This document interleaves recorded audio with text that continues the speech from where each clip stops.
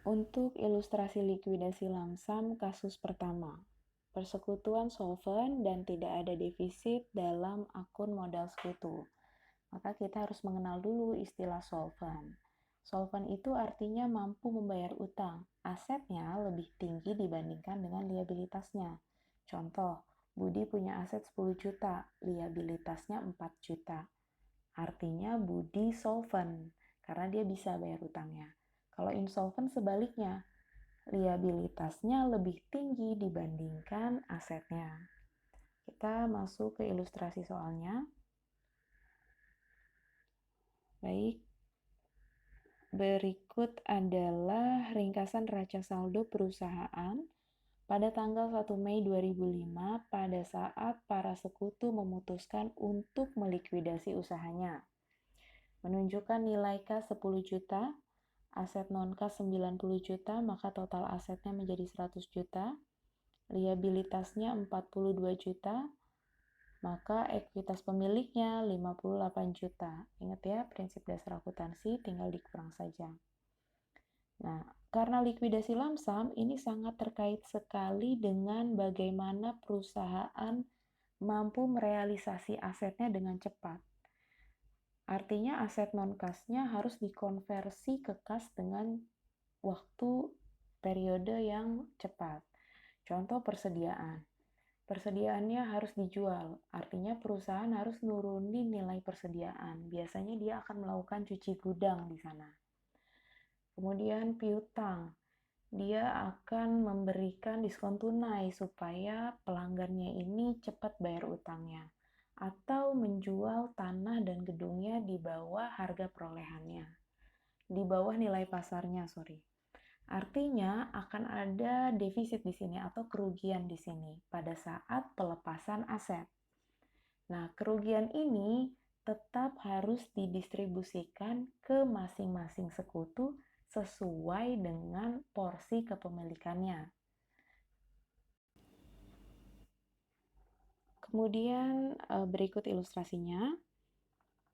Pada saat unit usaha melakukan likuidasi, hanya akun laporan posisi keuangan yang merupakan akun relevan. Jadi pada saat likuidasi kita yang dilihat nih hanya laporan posisi keuangan aja. Laporan laba rugi itu tidak, karena dia hanya untuk kelangsungan usaha. Nah, kemudian kita harus mengurutkan, jadi proses likuidasi ini disajikan berdasarkan urutan kejadian. Ini urutan kejadiannya. Ini kertas kerjanya. Kita buat laporan likuidasi. Kejadian yang pertama, kita identifikasi satu-satu. Aset non-kas dijual dengan harga 80 juta. Padahal di laporan posisi keuangan, aset non-kasnya 90 juta. Artinya ada kerugian 10 juta. Di sini kita input ke laporannya nih. Ini saldo sebelum likuidasi 10 juta, kas, aset 92 juta, kewajiban 42, saldo berdasarkan modal masing-masing. Oh iya, perhatikan, ada tanda kurung di bagian liabilitas dan modal. Nah, ini hanya menunjukkan bahwa liabilitas dan modal itu saldo normalnya di kredit. Jadi posisi dia di kredit. Sedangkan aset di debit, maka dia tidak dalam tanda kurung. Kita lanjut. Kerugian 10 juta harus didistribusikan ke Aldi 40%, Bayu 40%, Citra 20%. Jadi 10 juta dikali dengan porsi kepemilikan masing-masing. Dapat 4 juta, 4 juta, dan 2 juta. Masing-masing menanggung porsi kerugiannya.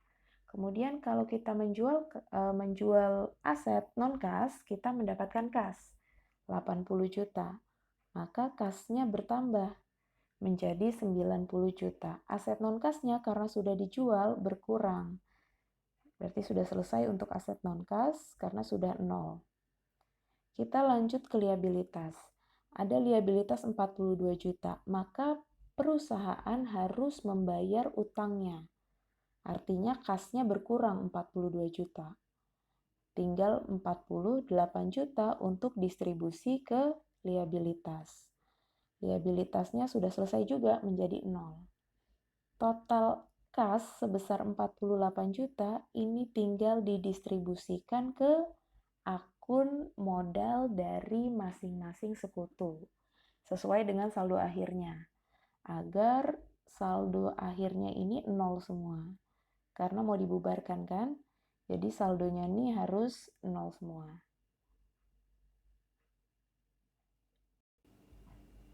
Setelah kita buat laporan likuidasinya, berarti kita harus menjurnal. Jurnal proses likuidasi. Mudah untuk menjurnal, kita tinggal lihat kejadiannya itu ada 3 kejadian. Maka yang di jurnal juga 3. Kita lihat saja ke schedule-nya. Di sini kejadian yang pertama adalah pada saat penjualan aset dan distribusi kerugian.